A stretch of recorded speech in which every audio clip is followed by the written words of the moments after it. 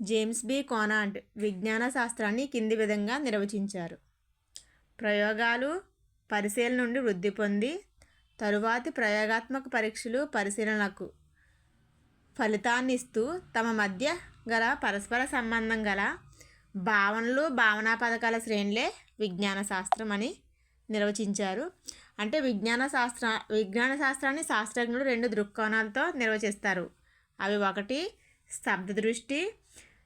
శబ్ద దృష్టితో చూస్తే విజ్ఞాన శాస్త్రం అనేది తమ మధ్య సంబంధాలు కలిగిన సూత్రాలు, నియమాలు, సిద్ధాంతాలు, క్రమబద్ధమైన సమాచారం గల ఒక విభాగం.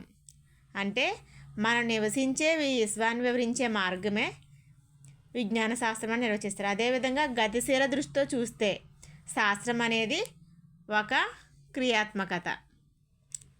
నెక్స్ట్ పై 2 దృక్కోణాల సమన్వయాన్ని అనుసరించి American association for the advancement of science వారి అభిప్రాయం ప్రకారం విజ్ఞాన శాస్త్రాన్ని ఏమని పేర్కొన్నారు? విజ్ఞాన శాస్త్రం అనేది నిరంతర పరిశీలన, ప్రయోగం, అన్వయము, నిరూపణల ద్వారా మనం మన గురించి, మన విశ్వాన్ని గురించి విశ్వాసాన్ని పెంచుకొని సక్రమంగా సరిదిద్దుకునే ప్రక్రియ విజ్ఞాన శాస్త్రం అని చెప్పింది American association for the advancement of science వారి అభిప్రాయం.